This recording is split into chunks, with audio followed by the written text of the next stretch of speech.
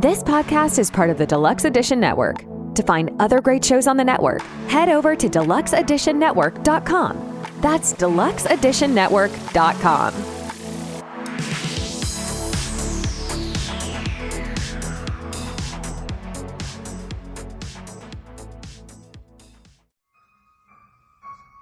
Hello, this is Agoro, host of the Agoro Show, and you are listening to the Steve and Crypto Show. So keep your ears open and your mouth shut.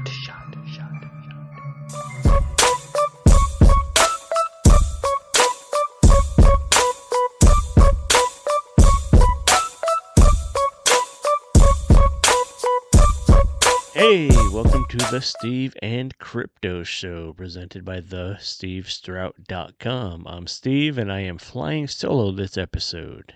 For a good reason, though. Crypto Zoo is off. Him and his lady just welcomed their new baby. And super excited for those guys. Congratulations. And you guys are like family to me, so I'm excited to have a new nephew. So I haven't even met the little guy yet. So hopefully soon, let them do the family thing and lay low for a bit because, you know, having a kid's a lot of fucking work. But with that being said, we had a bunch of other stuff planned because recently I'd gone to a couple events. I don't even know how many. I can't count anymore, whatever. I attended the Haunted Farmers Market in Tacoma, Washington, which was a really cool event. It was just like a collection of vendors over a couple of city blocks selling all kinds of spooky stuff and oddities and taxidermy stuff and art, and there was food trucks and all kinds of cool stuff and just great vibes. Bought some stuff, you know, of course. I like to blow money on stuff, so I did just that. And if you're following on socials, which you probably are, you've seen I posted a few things that I picked up and a couple little short clips on like TikTok. Just go to the Steve Strout on Instagram and X and TikTok and wherever else, and you'll see me posting stuff about that and the other event I attended. Actually, the same day, I kind of double dipped in Tacoma on some cool shit. First, it was that Haunted Farmers Market, and then I went to the Northwest Pinball and Arcade Show, which was freaking awesome. It was, you just pay one fee, and it's all open play machines, and there's like hundreds of pinball and arcade machines to play, and just spent hours doing that, and it was awesome, and you better believe I jumped on all like the horror-themed pinball games and played the shit out of those, and again, I posted stuff about that too. So that's pretty much, we're going to talk more about that stuff. We'll get back to that. We'll circle back to that when you know, things settle down for Crypto Zoo and the family, and he can jump back on here.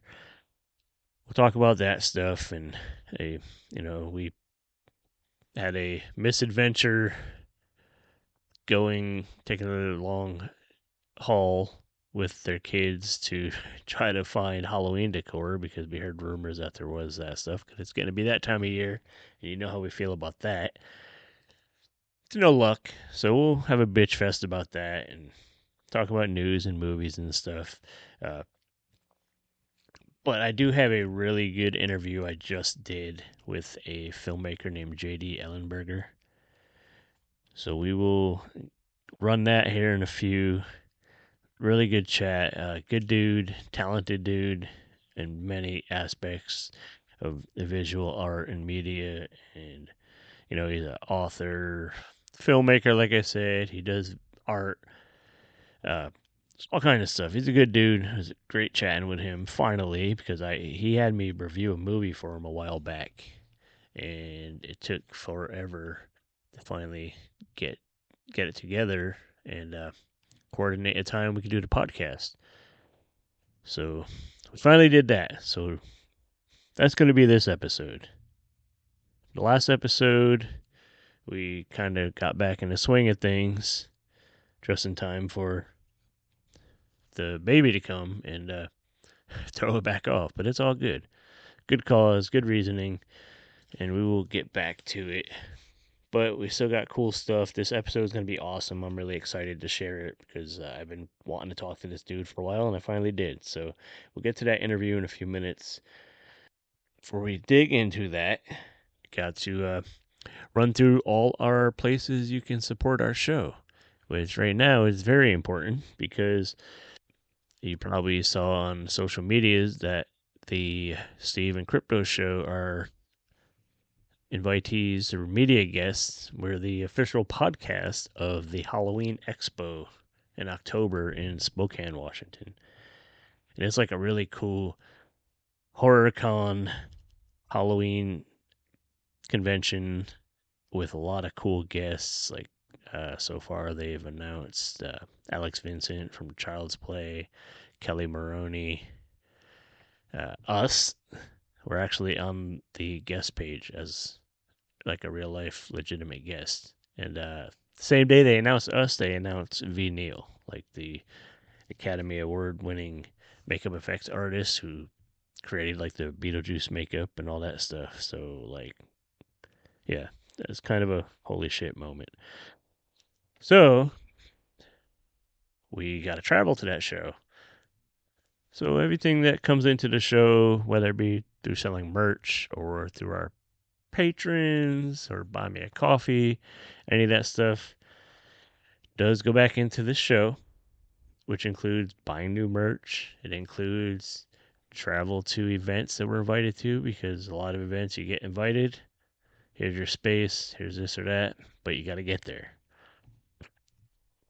And so the places you can support us, of course, we mention every week, is over at buymeacoffee.com, buymeacoffee.com/Steve Crypto. You could go there and it's kind of like a tipping thing. You could throw a few bucks, whatever. Or even better, you could go to Patreon and become a patron. That's patreon.com/Steve Crypto. For as little as $1 a month, you could support us.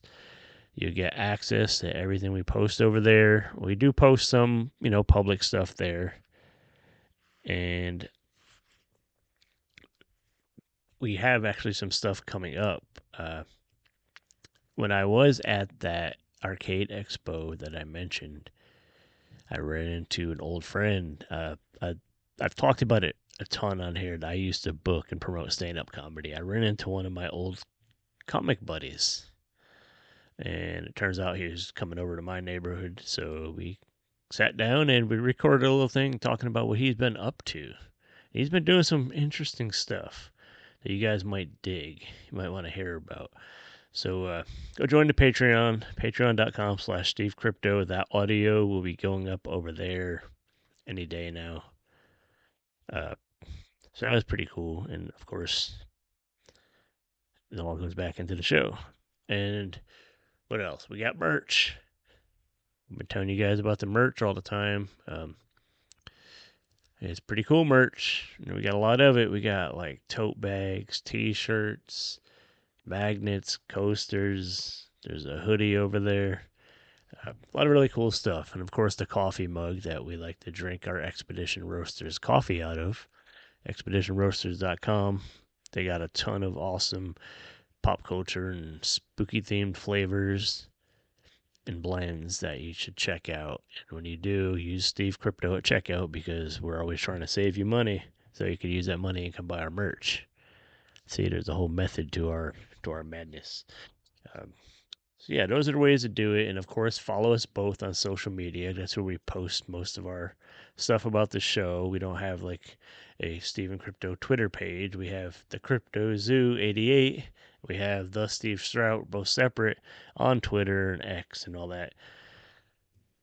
So we both post over there all the show stuff. And then of course we have an actual show group on Facebook.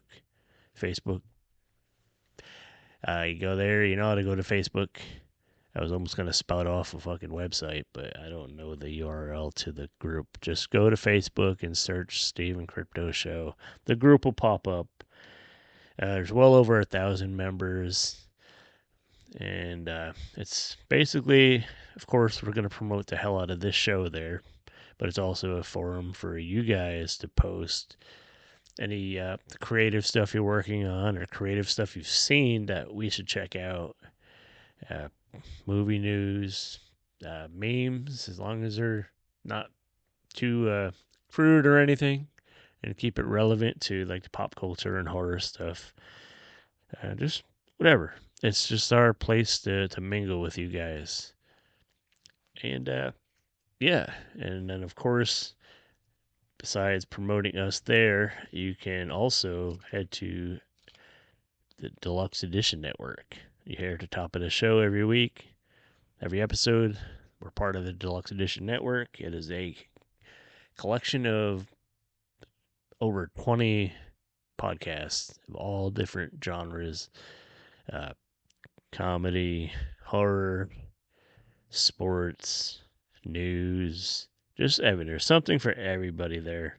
Uh, and every month we have a podcast in a month, sometimes multiple, because we have so many shows. And this month, it is a podcast called History I'd Like to Fuck. And basically, they take a topic every episode, like a time in history, an event or something, and they break it down in a lot of times a very humorous way. So History I'd Like to Fuck is the podcast of the month at the Deluxe Edition Network. Go to deluxeeditionnetwork.com to find all the great shows, including us. But I mean, you already know where to find us because you're listening to us right now. Also, another thing with the Deluxe Edition Network, the network itself has an award show. We call it the Denny's because the Deluxe Edition Network, the DEN. So we got the Denny's. And there's a lot of different categories. Like I'm actually queuing it up right now as we speak. So if I'm talking gibberish, but there's a lot of different categories to vote on. You guys vote. The public votes. There's categories like Podcast of the Year, Podcaster of the Year, which me, Steve, is nominated for. There's Best Female Voice, Best Male Voice, which we're both nominated for, Best Video Podcast. And then a lot of the shows create their own award category too. Like our friends at Graveyard Club came up with a Best Horror Movie of 2023 category, which kind of beat us to it. That was one of my ideas. So we came up with the Best Horror Genre Fan Artist. So we'll start posting online our category and give you some of the artists that we narrowed down out of a ton of artists to select as our nominees, and you guys will get to vote. We're going to put links and stuff so you guys could check out who they are and their work. Then you could vote. And then, of course, vote for us for whatever we're nominated for because you love us. We're your third favorite podcast. So yeah, that's the Denny's. I'll be posting the voting survey online on all the social medias. Crypto Zoo will too once he gets caught up and back in the swing of things. Right now he's probably changing diapers, so he won't be posting that much. Yeah, so the Denny's, that's coming. It's big. It's big for our network, and we're excited about it, and we're honored to be part of it. So I think with all that out of the way, I think we should just go ahead and get to our guest. So I mentioned he's a filmmaker, author, artist, JD Ellenberger. Let's just dive right in. Check that out. We're going to drop in our usual promos and advertisements in here. Then we'll get right to that interview. Then we will be back to say goodbye. Ah, my lords and ladies, Lord Blooddraw here, and you are listening to the Steve and Crypto Show. Now, if you're a horror fan, you know this is the place to be. Ha ha! Shit, Steve, call me Alaska Airlines because I'm barely holding myself together. Too soon with the Alaska Airlines, but I feel you. You sure? You sure? Too soon? A little bit. You know what? That's fine. Fortunately, I got hooked up with these tropical THC gummies from Sunday Scaries. They're called couch potatoes. Yeah, they're legal. Yeah, they're real. Yes, you definitely get high. And no, you shouldn't drive. Couch potatoes come in 4 different flavors. Tropical flavors, that is. Mango, pineapple, orange, and blue raz. They're so tasty, they'll have your taste buds signing up for jury duty. You know, couch potatoes are ideal for boosting your happiness and relaxation by entering a mild euphoric state. And whether you had a shitty day of work, the kids are finally asleep, or you spent the weekend with the in-laws, just take one gummy and watch your stresses melt away. You can get 20% off your order with the code SteveCrypto at sundayscaries.com. Afraid? Don't be. There's a 100% money-back guarantee on all purchases, so there's no buying risk. Check out sundayscaries.com and feel good.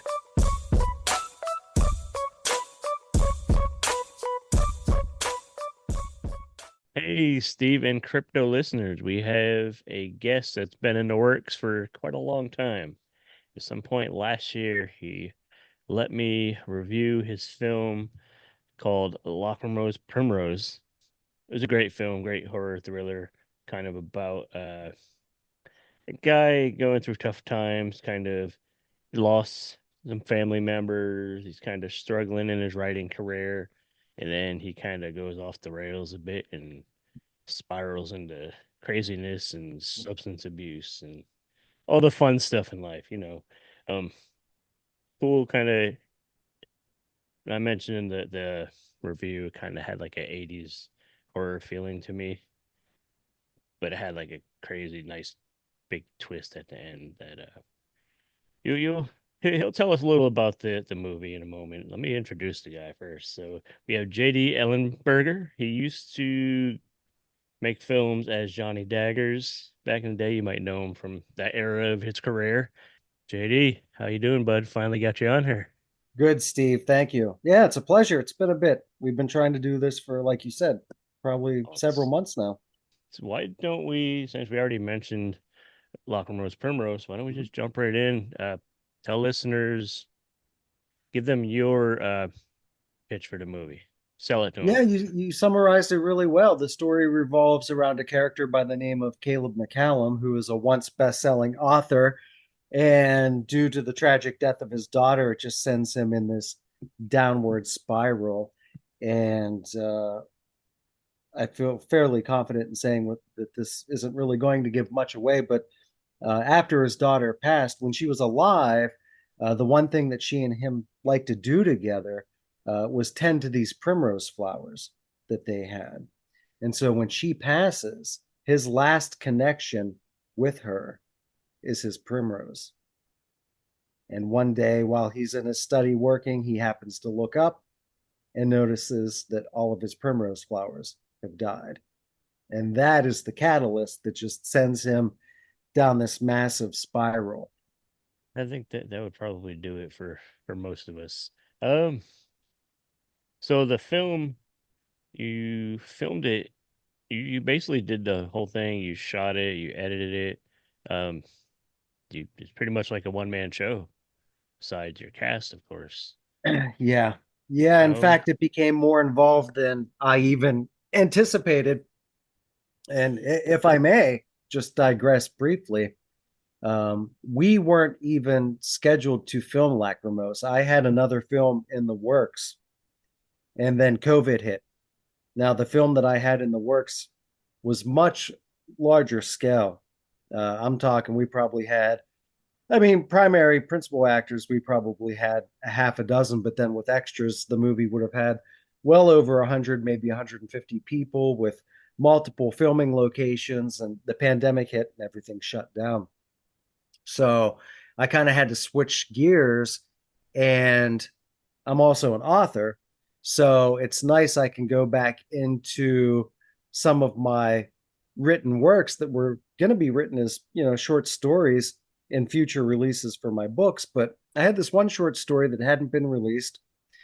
It was called Lachrymose Primrose. It was really only a 5 or 6 page short story, but I just really liked the idea. And I knew that since we were in the middle of the pandemic and everything was shut down, that the only way that we could shoot this film was to shoot it in my own home, which means that I literally had to convert my house into a film set for a year and a half. And with that, I remodeled the entire interior, repainted every room, did all the set dressings, and we shot it here, which was a task in itself because I live in a early 1950s ranch home with very poor acoustics. And so obviously I wrote and directed, did all the set dressings. And unfortunately, once we started filming, there was just no way to get good sound. I live in Baltimore, murder central, you know what I mean? So constantly there's gunshots and helicopters and ambulances and police sirens, and there was just no way we could get clean audio. So I think probably by the second or third day of filming, uh, my boom mic operator was just so frustrated. I said, you know what? Fuck it. Don't even worry about it. What we're going to do is after the film wraps, we're going to go into the recording studio because I've been a musician most of my life. And we're going to record ADR over the entire film. And they just looked at me like, what do you mean? I said, well, I'm going to edit the film. We're going to put it up on the screen. And then you're going to sit in the sound booth and you're going to do your dialogue all over again to what you see on the screen. And with that meant that I literally had to add every Foley effect in the movie myself. So every sound that you hear, from plate scraping to dogs barking to floors creaking to doorknobs turning, those were all added in by me in post-production. So it became a lot more involved than I ever expected it to be. But it was amazing. It was an amazing experience. That's quite an undertaking, and I'm sure you probably even learned a thing or two from that experience for future productions of what you can and know your limits now, what you can't do, and this and that. So It really opened up, it really opened up a wide spectrum of ideas for me in the future because although I had worked in sound a lot in my life, that was the first time that I ever did ADR. When I acted back in the day as an actor, I've gone into studios and have done ADR, but as the director, that was and as the editor, that was my first time. But I was like, yeah, this was good. I actually really liked the fact that I got to control all the Foley effects. It gave me complete control over the sound design, which completely works to the benefit of the scenes. I mean, I've talked about this on other podcasts and with friends.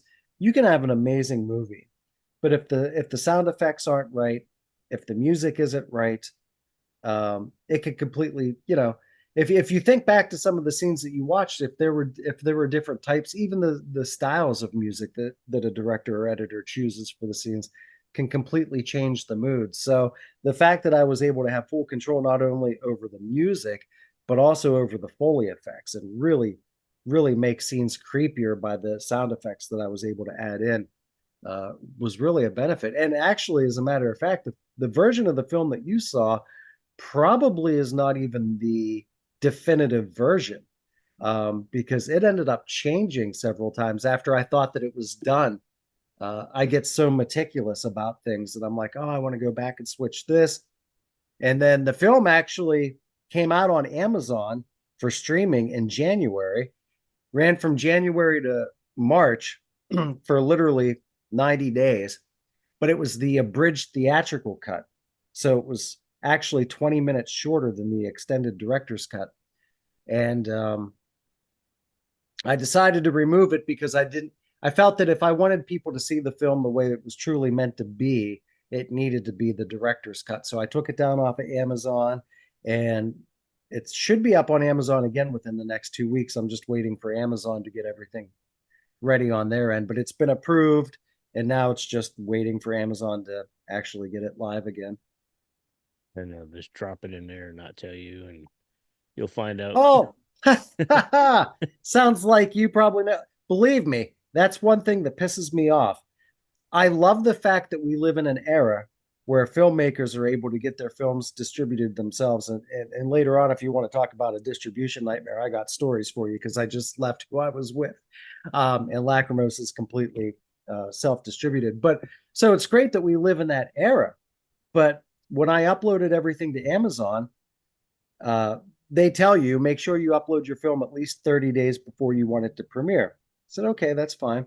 But then it says, but we can't guarantee the exact date in which it's going to go live. Therefore, I can't do any pre-promotion for it because I have no idea. And in fact, it was my lead actor, Ted Bodner, who played Caleb McCallum. He called me up on January 8th and said, holy shit, Lachrymose is on Amazon. And I said, really? I had no clue.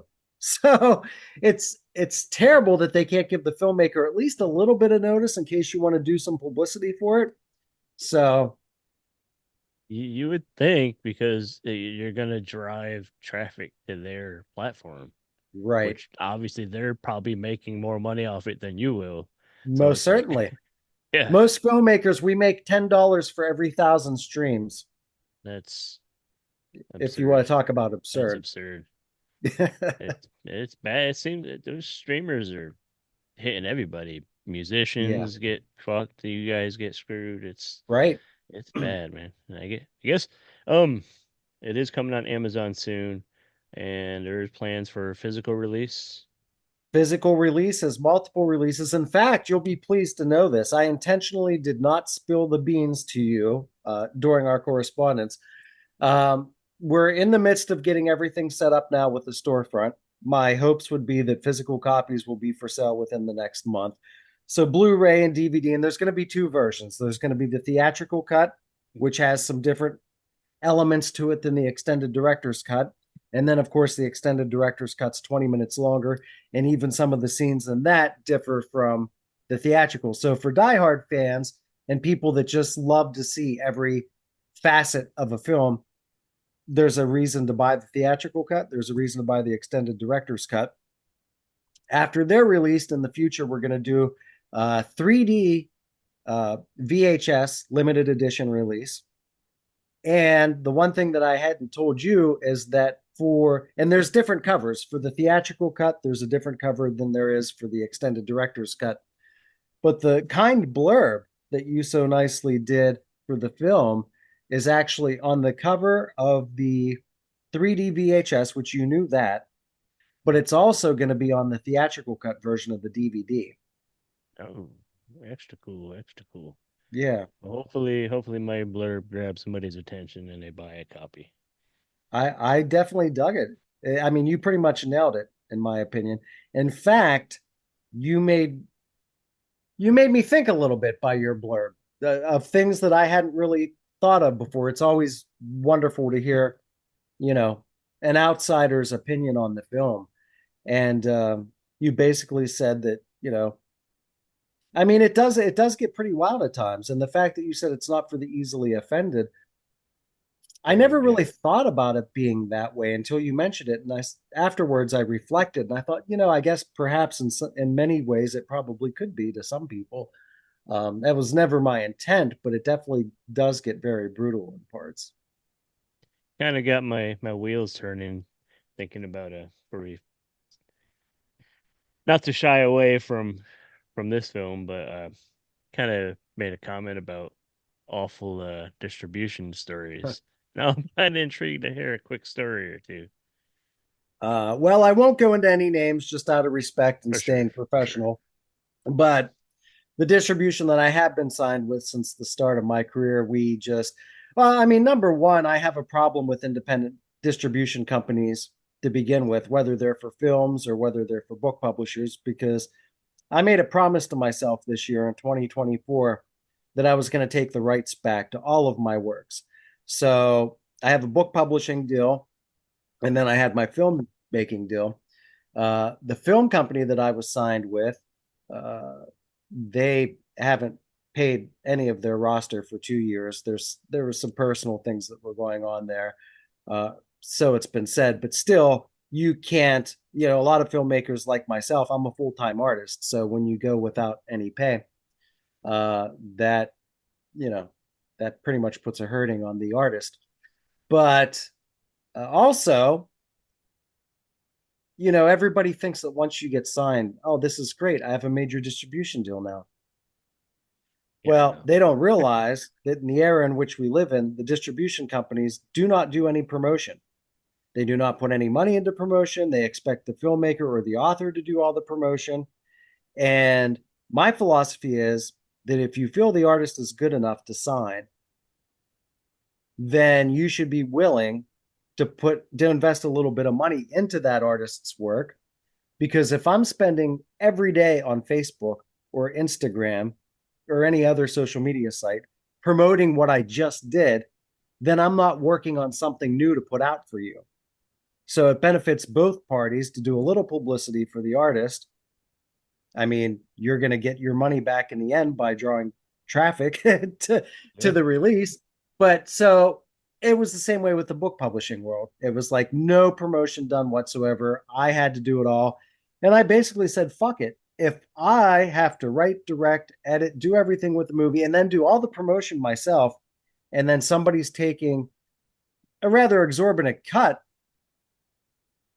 I'm just going to eliminate the middleman and do it all myself. Yeah. And I've learned a lot over the past several years. For instance, the distribution company that I was signed with before, when I presented them with the movies when I was done, they never asked me to subtitle anything. It was just give me the movie. Now that I'm wiser, that I'm older and I have more experience, Lachrymose Primrose is subtitled into 30 different languages. Therefore, when it comes out, which I'm going through FilmHub, which is an aggregator. And if for anybody listening that doesn't know what an aggregator does, it's essentially when you sign a deal to a distribution company, they send your work to an aggregator. An aggregator is the go-between between the distribution company and the networks.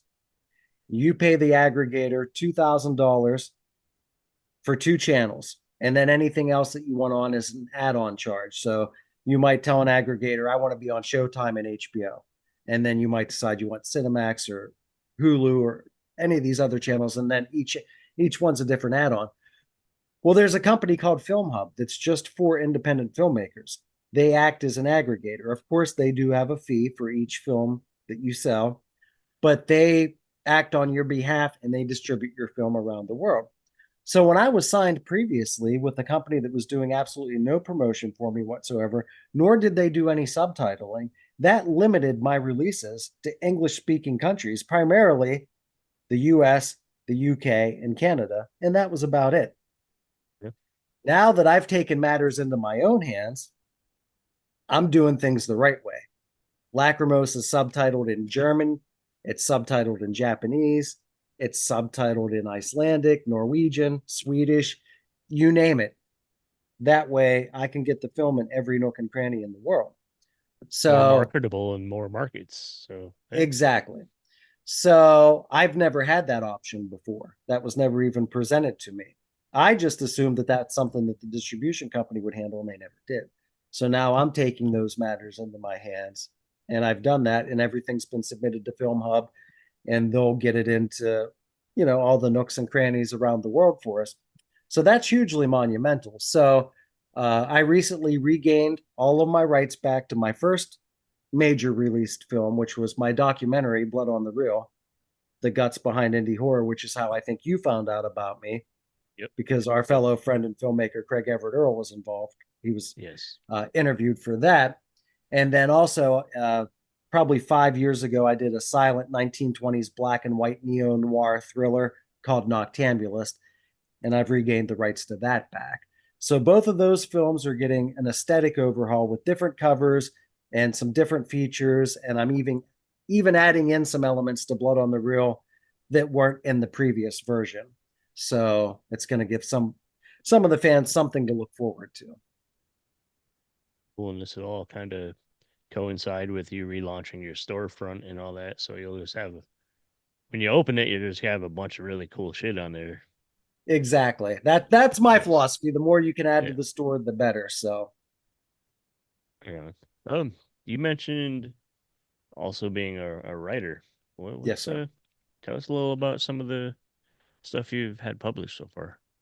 Right now, I've only published one work because I've been so busy with the film world. But it's great because I get to write all my scripts, so therefore I'm still writing. But the only release that I had was it's called Neverlasting, which has been held by TE Magazine in the UK. Called it the modern day Edgar Allan Poe. You could probably pick up on in Lachrymose just the narration that I wrote for Caleb has that Poe type vibe. That's always been kind of my niche because I discovered Edgar Allan Poe when I was 10 years old. I read The Black Cat and I was like, oh my God, what is this? This guy's amazing. And then I think, just over the years, he's just always been a major influence on me.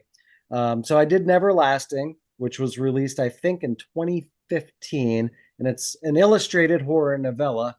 And it did really really well. The reviews on it on Amazon are absolutely great. It would have been much better if the publisher would have done a lot of promotion for it. So but I've taken that back also. So the book's Okay. going to get re-released, my films are going to get re-released, and I'm actually in the works to do an audio book for Neverlasting. And I can't say who, but because there's a couple people in the mix and nothing's definitive, but I'm looking at getting a pretty well-known musician to do the narration for the audiobook. So hopefully that Very comes to cool. fruition. Very cool. Nice. So it's probably a little ways down the road, though. Right now, it's focused on pushing Lachrymose and the other films you just got the rights back to. Yeah, right now I couldn't be busier because like you said, I'm still doing the promotion for Lachrymose. Then I'm reworking Blood on the Reel and Noctambulist. And before I got Blood on the Reel and Noctambulist back, I had just started my screenplay on the next upcoming film. So essentially, if you count the promotion that I'm doing for Lachrymose, I have 4 films going at once. So Right. So you're already I'm, working on production for the next thing. And yeah, yeah, yeah, yeah. burning the Um, candle at both ends. I mean, you you love it, you know. It's what I you do. I live love. it. You can do it. People Um, ask, they say, how do you do it, man? I get up at anywhere between 4 or 5 in the morning, brew a pot of coffee, immediately start working. And I don't work until I crash out at roughly, it's funny because I crash out at like 9 o'clock at night, but I'm up at 4 in the morning. So by the time it, nine at night rolls around and I've literally worked all day, I'm ready to kill over. So, but it's I that's love it. me. You have to have that passion. I don't see any other way to just do it half-heartedly. So for me, and maybe it's because I can be an extremist on things that I either love or dislike. If I'm into something, I'm 110% in. So So where do you think this passion came from? Is it like instilled in you from your parents, or is it just I would say so. My father was a workaholic. He was also an artist. I mean, he was a construction worker by trade. That's what he did to support the family. But he was also a lover of the arts, music, any type of art. Uh, he really instilled that in me as a child to love music and film and art. He was a wood burning artist like myself. I have my own wood burning business on the side. I'm a pyrography artist. Um, and so when I'm not too tied up with the films, I'm doing commissions for other people. But yeah, my dad loved the arts. And in fact, my father and I had a very tumultuous relationship where we were so similar that it caused us to butt heads a lot. And we would have spats where we wouldn't speak for 2 or 3 years. And then we would get reconnected. And when we reconnect, my dad was into hunting and fishing and all this outdoor stuff, which I'm not opposed to, but it just wasn't me. I was never that. I tried it, went hunting one season and was like, nah, this isn't. So my dad and I never really had anything to discuss unless we talked about music and films. And that's how we bonded. I would go over to his house and we'd sit there in silence, unless if I would say, hey, have you heard the new Social Distortion record or the new Pogues record? Or guess what? I just watched this new movie. Have you seen it yet? And that would be our starter piece for our conversation. So, and my dad worked 7 days a week from the time I was born to the time he retired. So I think it's just kind of instilled me to just, he always said to me, I don't care what you do, just make sure you try to be the best at it. He said, I don't care if you're a garbage man, just make sure you try to be the best garbage man and work at it the best you can if that's what you want to do. Or if you want to do this, just make sure you put all of yourself into it. So, you know, I believe that was always instilled to me through my father. That's it's one of those things, like it's kind of in your blood, you know. It's just Well, there. it's got to be, man, because I've always been an artist that likes to bring my friends along. So, for example, when I got my first distribution deal, and as an artist, I could have designed the artwork myself, but that would have been just something else to put on my plate aside from the writing and the directing. I'm Right, like, you right. know what? If I can delegate responsibilities and bring a friend along with me so that their work can get some acknowledgement, I would love to, because I have so many friends from back home that would just sit at the bar every night and whine, saying, "Oh, nobody's ever going to see my work. I'm not going to go anywhere, etc., etc." Lament, lament, and then I get a distribution deal and I try to bring all my friends along. Oh, you're really good at this. So why don't you do the cover art? And you're really good at that. And I tell you what, man, they don't have the heart and they flake out. You give them an opportunity that they've been begging for. And this isn't to slag anybody, this is just the truth. Whether it's some of my old friends back home or newer people that I've met along the way that say, I'd really like to help out and do this for you. And you give them an opportunity, and then they say, "Oh, well, I'm really tired today," or "My girlfriend wants to hang out," or "I'd rather just go drink instead of putting the time in to make the effort to make art."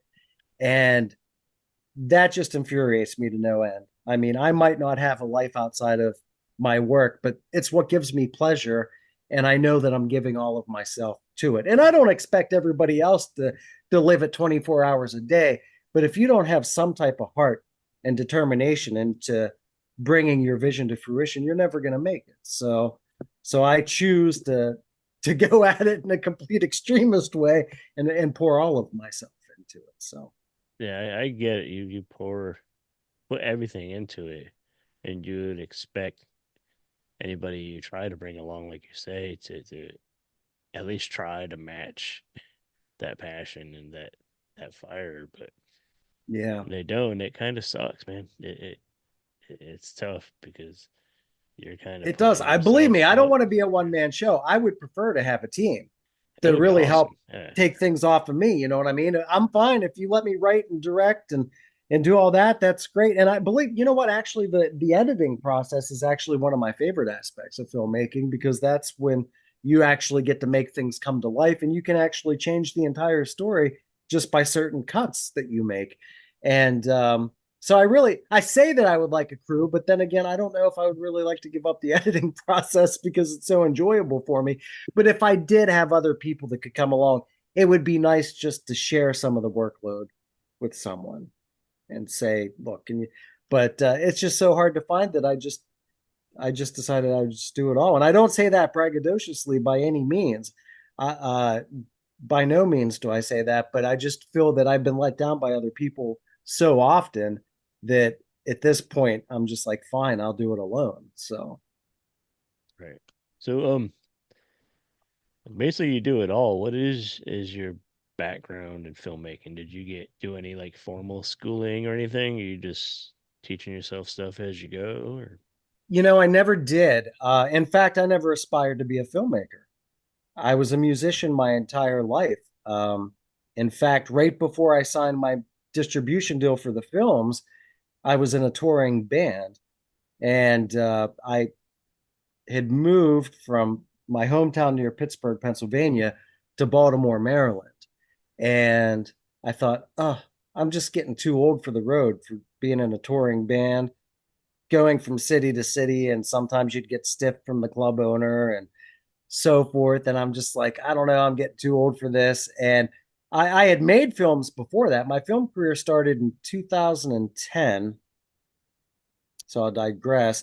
and I made a short film. I made a 20-minute short film entitled Samhain Night Feast.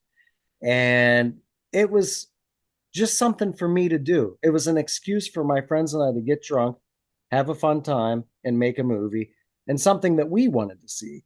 Because I was so sick and tired of the countless remakes and sequels that Hollywood was putting out, that I'm like, you know what, fuck it. I'm just going to make a 20-minute short, something that I would enjoy watching, and it gives me an excuse to get some friends together.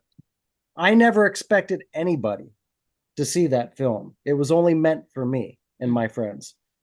Someone leaked it to a festival that was in Pittsburgh called the Bastards of Horror Short Film Festival.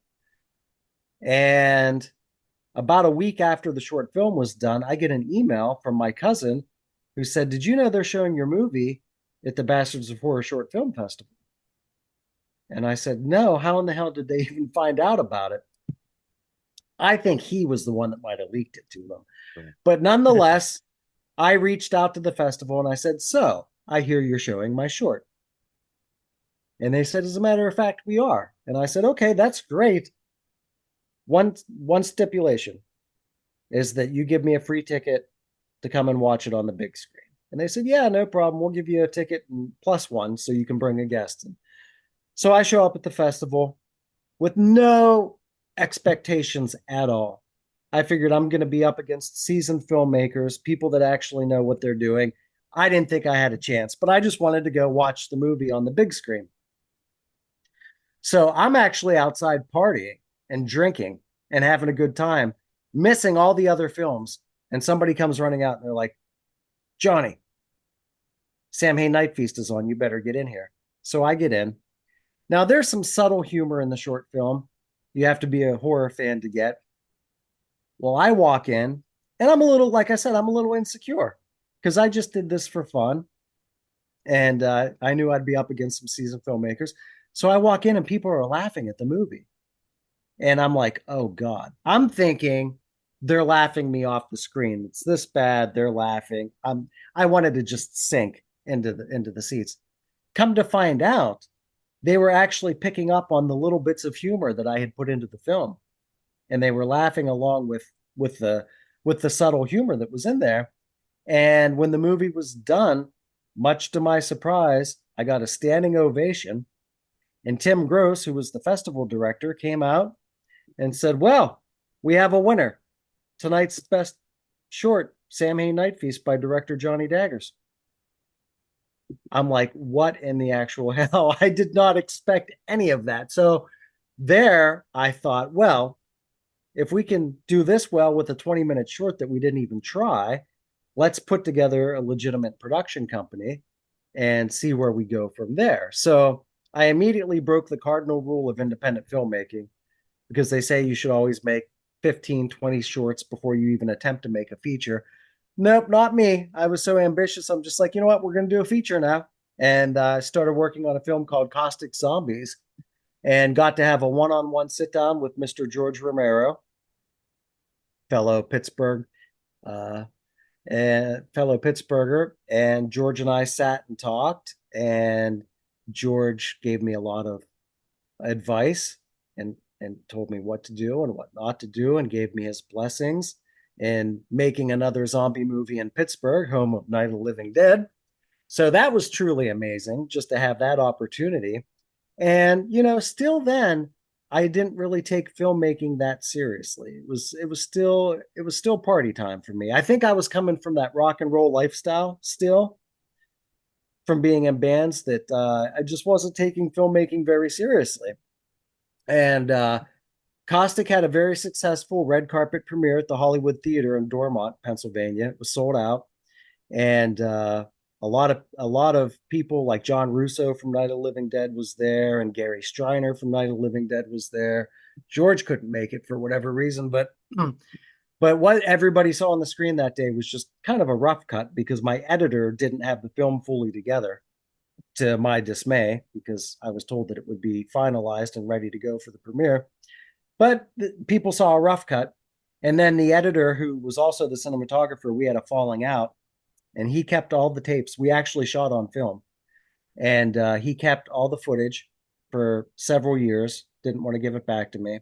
And then we finally made amends, and he sent the film back. But it was one of those things where I still wasn't taking it seriously. So it's not a film that I would really, that I'm dying to put back out into the world. You know what I mean? It'd be like Tim Burton trying to show the world his first film, which, you know, most filmmakers, their first attempts at a feature are pretty abysmal. But so I took a break for a while. I got really frustrated because I was working on a stop motion animated film, and I actually had Doug Bradley come on, and he was going to narrate the short film.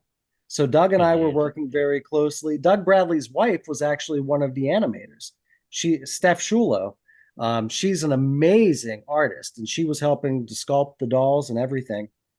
And we had a successful crowdfunding campaign, which was enough to start building sets, because we weren't doing this digital shit. We were doing full on, just like Nightmare Before Christmas, sculpting the characters, building the sets. But then we ran out of money halfway through and the film got scrapped. And I became very disillusioned.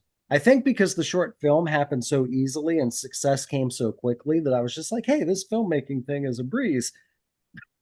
Then I found out, no, it wasn't, because nothing went right after that until about 6 years later, when I moved to Baltimore and I started work on my documentary, Blood on the Reel. And it was at that point that I decided I quit being a touring musician. And when I started work on Blood on the Reel, just the idea of the documentary garnered attention from the distribution company. And they said, we want to sign you and release this. This is brilliant, what you have in mind. And it was at that point I decided, am I going to be a serious filmmaker, or am I just going to treat it like a party and drink and have fun and I said to myself, if you're going to take this distribution deal, you're going to buckle down, you're going to get serious, and you're going to do this. If not, walk away right now and don't even do it. So I buckled down, did Blood on the Reel, which I don't really consider my film. I mean, it is, but it's not. When the idea of the documentary was, I made a comment on my social media.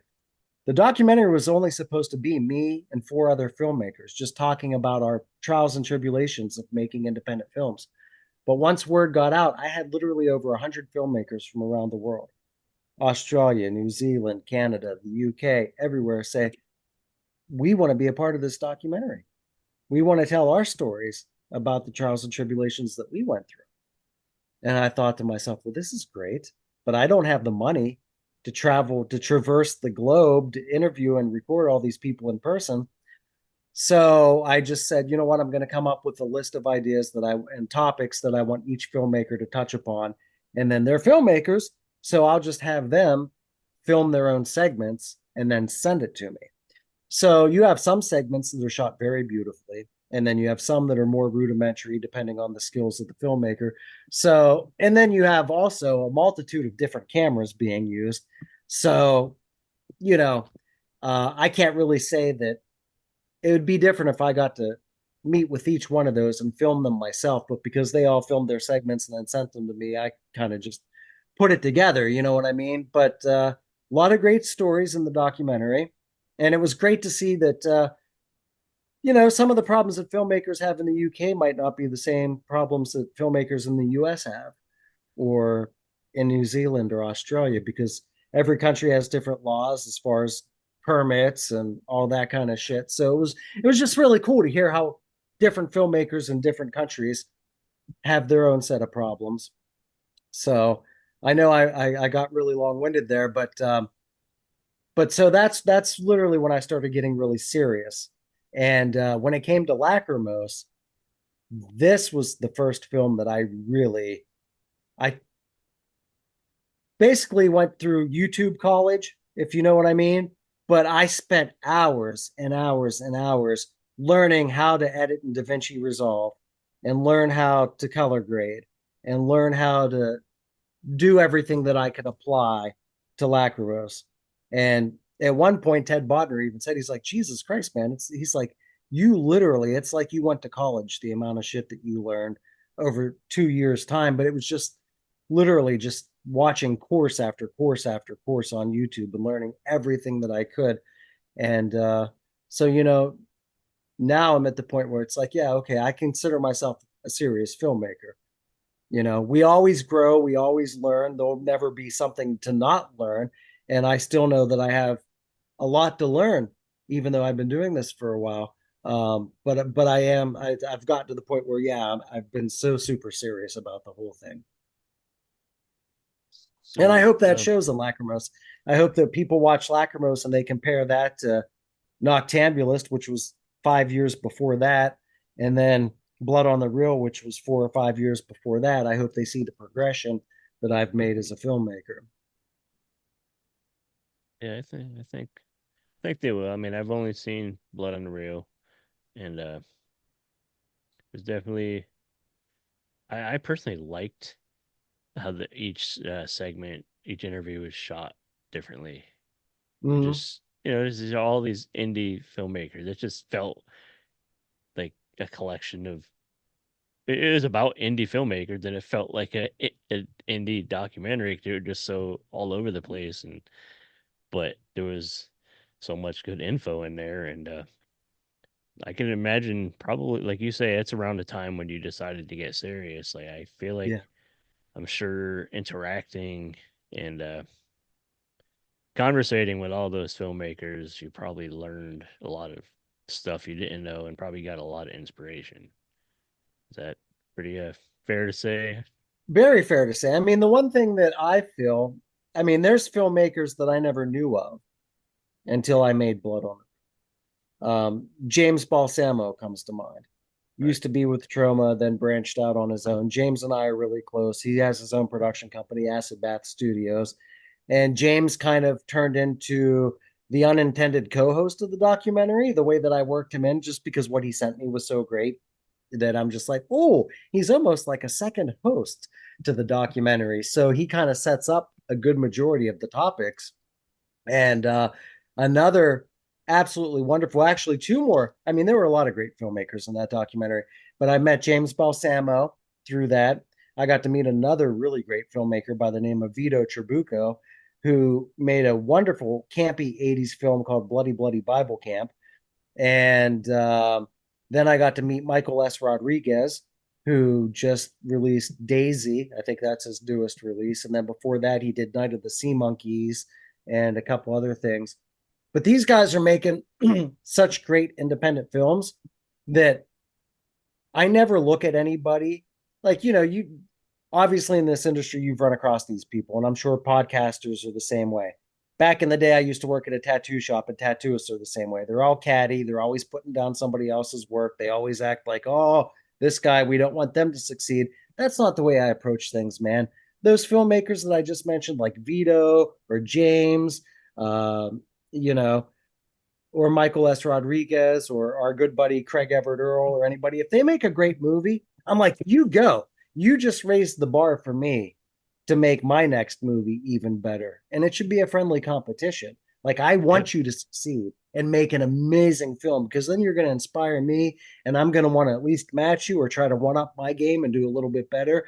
And so we all push each other to be the best that we can be without animosity, without jealousy or anything like that. It's all about camaraderie as far as as far as I'm concerned. I'd say that's a pretty good lesson for any young or aspiring filmmakers too, to kind of to you know learn from other filmmakers Yeah. and that friendly competition. Not definitely don't be a dick. Yeah. um what are some other good tips for somebody that has film aspirations? Well, again, I would say probably the biggest thing is to have the heart. If you don't have the heart to put into it, you're not going to go anywhere. Do not even, number one, it's not monetarily successful career. I mean, it can be if you want to sell out over time. But again, like we talked about, a filmmaker literally makes about $10 for every 1,000 streams. So it's not very lucrative.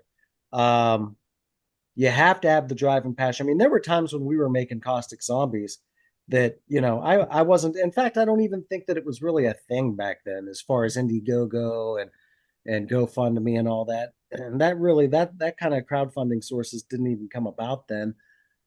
And so I was raising all the funds myself, working a day job, and then putting all of my funds back into Caustic Zombies to buy props. And there were times where I didn't know if I was going to have the money to pay the mortgage. There were times where, I just couldn't go out and have fun with my friends, either because I had to film the next day or because I was low on cash because I just spent a couple $100 on props. So, before you even get into it, and just like myself, so my film career started in 2010. I always relied on other people, which, like I said, when I had a falling out during Caustic Zombies, I couldn't get my footage back. I didn't have my own equipment. I relied on other people. So in 2014, when I became really serious about taking on my craft, I went out and I bought my own light kits and I bought my own movie cameras and I bought all of my own sound gear. And I tried to teach myself as much as possible because, again, going back to people being flaky, if you're in the middle of filming something and, your boom mic operator decides they're not going to show up today, okay, guess what? I have my own mic. I can record this myself. I taught myself how to do this. So yeah, it sucks because we could have really used them, but we can still go ahead and shoot today. So if you're going to be an aspiring filmmaker, number one, make sure you have the heart to get into it. And most people usually do not. I don't know how I had the success that I've had, because it doesn't make any sense to me. Because Sammy Night Feast immediately won Best Short Film at the Bastards of War. And then even with Caustic, even though that movie never completely got finished the right way due to inner turmoil, I was literally being interviewed in magazines all over the world. I think one of the first magazines, oh God, I'm drawing a blank on it was a UK publication. And like Guar and I were in the magazine together as like two of the big interviews. And I was being asked to travel all over the country to do radio show interviews. And I was caught up in this whirlwind. I'm like, how in the hell does anybody even know about me? Why do they even give a shit? And I think that like over the course of 2 years during Caustic, I was probably in 80 to 100 imprint publications around the world. And like I said, and I'm not saying that braggingly, I didn't like it. I didn't like being caught up. I'm a very recluse type of guy. I don't like a lot of limelight attention. And that really caught me off guard, being swept up by that. And so if you're a person that is getting into independent filmmaking solely for the accolades or success, I've had a lot of hard roads too. With that, a lot of things didn't come to fruition that I thought would. So you really have to be dedicated and don't get into it for the glitz and glamour, because there's more letdowns than not. And you might not get a distribution deal. And nowadays I'm finding out that, yeah, all those years that I really fought and worked and thought that I wanted a distribution deal, once I had it, I'm like, you know what? I'm better off doing it by myself again, because I can take care of it better than other people will. So I don't know, man. You just have to have the heart and the passion. Well, so I was gonna say it's all about that drive, man. It's all about that Yeah. drive. So is there anything else that you can mention that you have coming up that you're working on, or Well, the besides new all the film, releases and the new storefront and everything? yeah, the new film, the new screenplay that I'm working on, it's going to be a horror anthology, and it's going to be called Disquietude. Now, the one thing that you may find interesting is, because you've watched Lachrymose, is that the opening scene of the movie starts out with Caleb McCallum at his typewriter, and he's typing a story called The Persistent Nuisance. That is actually a real short story that I wrote that I planned on putting in one of my book collections, but just haven't had the time to do so yet. So Caleb's typing this story called The Persistent Nuisance, and then because he's a once best-selling author, in the movie we see two books that he has published. One is called Rosalie, which is another story that I've already written, and then his other book is called The Charnel House Vault. which is, again, another story that I had written. So I decided that with this new movie being a trilogy, it's going to have a lot of Easter eggs to Lachrymose Primrose. So all three stories in the new upcoming trilogy, the anthology, is going to be The Persistent Nuisance, The Charnel House Vault, and Rosalie, all three stories which were mentioned in the Lachrymose Primrose. So I find that very interesting.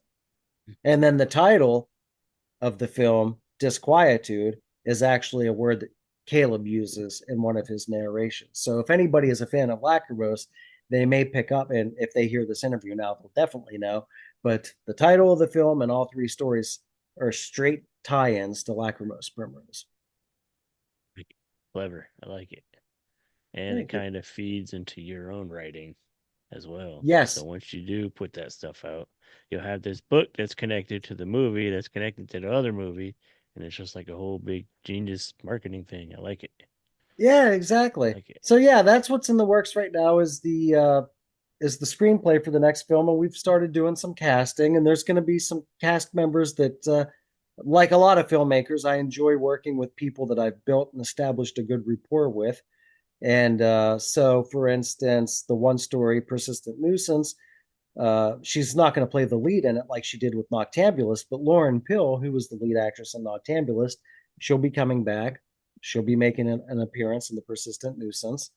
Ted Bodner, who was Caleb McCallum in Lachrymose, he's actually going to come back and play a character in the Charnel House Vault. And so I just kind of working with some of the same people and people that I know, even down to like the new cover art for Blood on the Reel.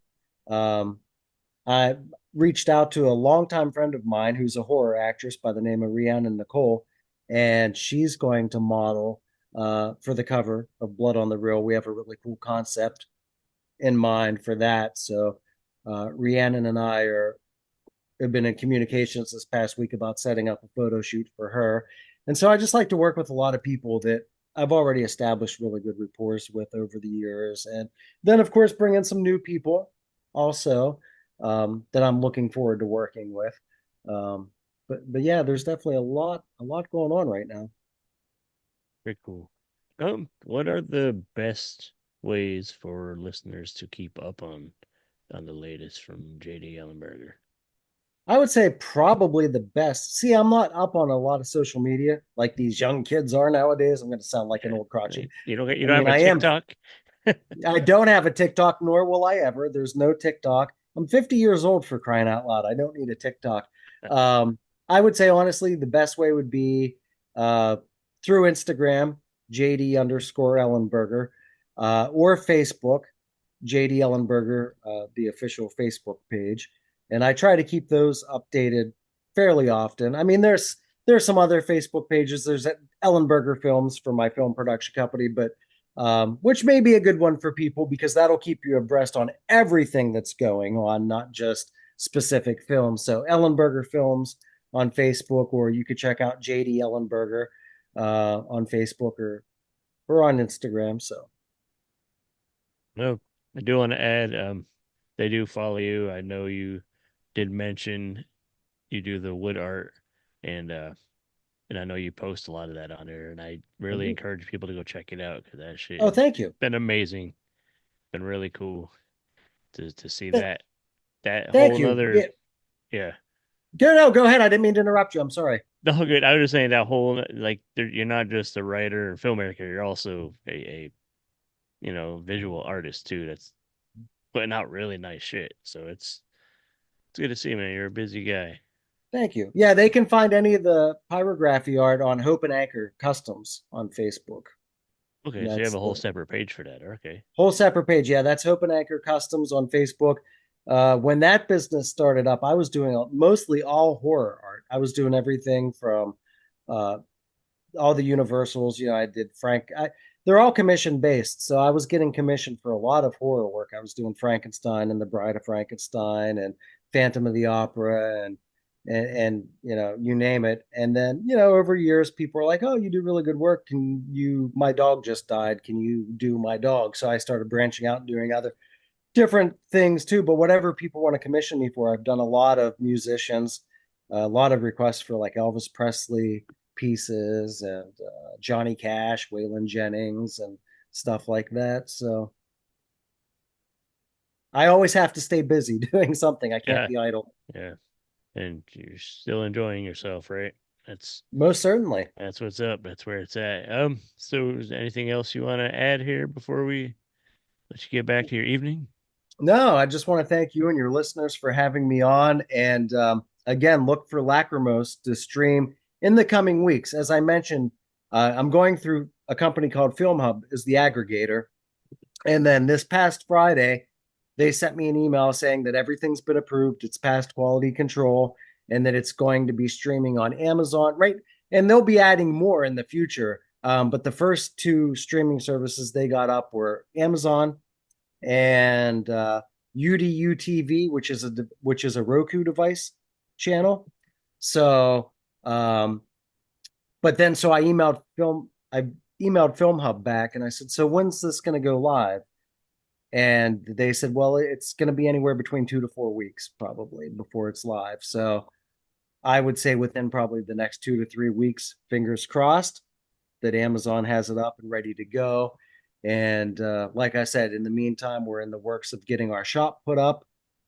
So I hope no later than a month, we'll have physical merchandise for sale for everybody. And yeah, I think that's about it. But yeah, if when you get a chance, check out Lachrymose. It's done really well on the festival circuit. We won Best Feature at the Oz Independent Film Festival in Australia, and we won Best Feature at the Strange Days Horror Festival, and we received honorable mention at the Los Angeles Indie Horror Film Festival, and then the not Strange Days. There were two other film festivals because we didn't submit to a ton, because every festival costs money, and you don't get that money back if you don't get selected. That's another pitfall for independent filmmakers. You know what I mean? Like, how much money can you spend after the film's complete to get it into festivals? So we didn't submit to a whole ton, but we have 5 festival laurels. Two of them was a festival finalist in one in Kentucky, but I can't remember what that festival was called. And then honorable mention in LA. And so it's done really well on the circuit, either winning or picking up finalist laurels or honorable mention laurels. So it's done good. So I hope everybody is intrigued to check it out. Well, I'm definitely looking forward to a rewatch since Definitely, because I know the reworked it a version little you bit. saw is not the finished version. Yeah, I think you told me when you sent it, it was a rough cut of it or something. So I'm ready. I'm ready to see the finished product. So I'll order my DVD when it goes live and get my copy of it, especially the one with my blurb on it. Right. Well, I mean, we'll just send you a copy with the blurb, no doubt. So Then I'll buy the Blu-ray. You can buy the Blu-ray if you want. We'll send do you the that. There you DVD, not a problem. And I'll give you an autographed poster too when I send out the Heck DVD. yeah. So Yeah, we'll definitely do that. And I like we'll to take talk care of more. people that look out for indie horror. You know, not just for me, but of course. you know, you look out for me in indie, so I like to take care of people. This whole community is cool, man. The ones that, like you say, there's some cutthroat people out there, but for the most part, everybody I've dealt with has been pretty cool. And it's a nice community, good people. Yeah. It's like none of us are making money really. So it's like we all gotta kind It's all of about the boost respect each and other love, how we man. can, man. Exactly. All about the respect and love. You know, it's one thing to, like, you know, when you have me on the podcast, of course I'm excited. So I want to say, yeah, you know, we've done great with the film festival circuit, and of course, you know, I want people to know that. But when I say that kind of stuff, I don't say it in an arrogant, egotistical way by any means. I'm the type of guy where I want to bring you along with me. I want your film to do great so that it inspires me. And, you know, I became a recluse about 6 years ago, so I stopped doing conventions.